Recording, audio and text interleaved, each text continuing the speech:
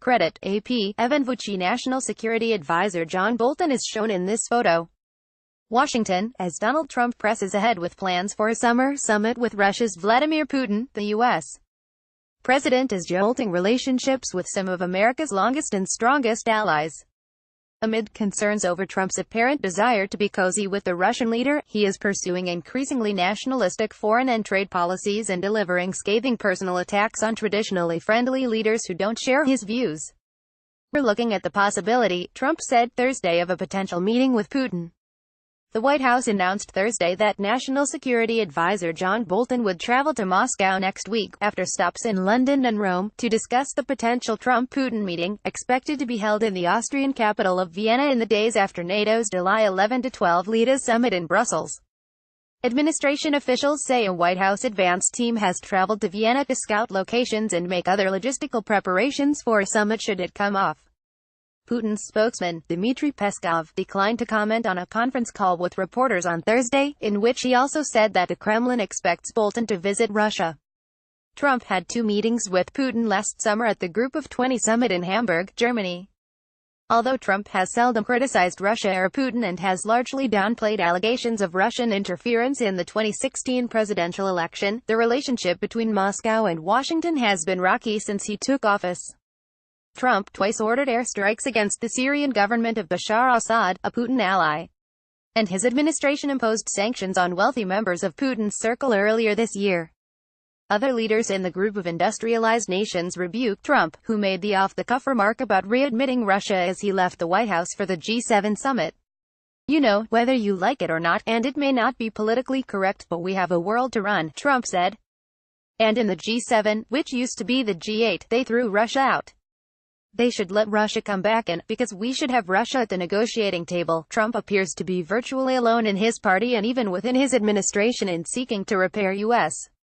relations with the Kremlin. Senator John McCain, an Arizona Republican, castigated Trump for his remarks on Putin and for his animosity toward U.S. allies and trading partners.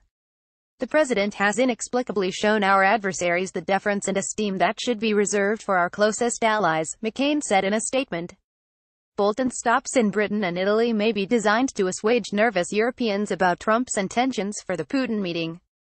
Yet the hawkish Bolton's discussions in the European capitals are unlikely to smooth over what are becoming widening fractures in the transatlantic relationship that the president has seemed to welcome.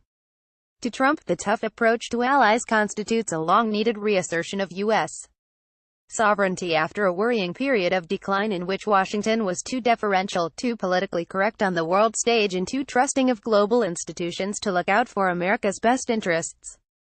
Those who complain that the status quo is being upended, Trump argues, are correct, and missing the point. And the list of spurned parties is quickly growing. Trump's pursuit of his "America First" agenda has put the U.S. at odds with the rest of the G7 democracies, sowed major divisions with Europe, Canada and Mexico, and risks altering the balance of power in the Asia-Pacific. Nowhere, though, have the tensions crystallized more than in Europe, where concerns about Moscow are visceral and closer to home. In recent weeks, Trump has attacked Germany's chancellor, ignored her and the leaders of Britain and France, embraced Italy's new populist prime minister and congratulated Hungary's authoritarian premier. The result has alarmed many who view the transatlantic partnership to be a bedrock of post-World War II international stability and security. But it has also left America isolated, as administration promises that "America First" does not mean America alone, appear to fall by the wayside. Supporters of Trump's approach say that's easy for Europe and other allies to say. They argue that the allies have taken advantage of the U.S. for decades, with America shouldering much of the burden for the West's security and defense. They have also benefited from trade and economic policies that Trump's administration believes are robbing the American economy. The era of American complacency in the international marketplace is over, Trump's trade advisor Peter Navarro wrote this month in an op-ed in the New York Times. Information for this article was contributed by Matthew Lee and Josh Lederman of the Associated Press, and by Jennifer Jacobs, Margaret Talavin Toulouse Arenepa of Bloomberg News. A section on June 22, 2018.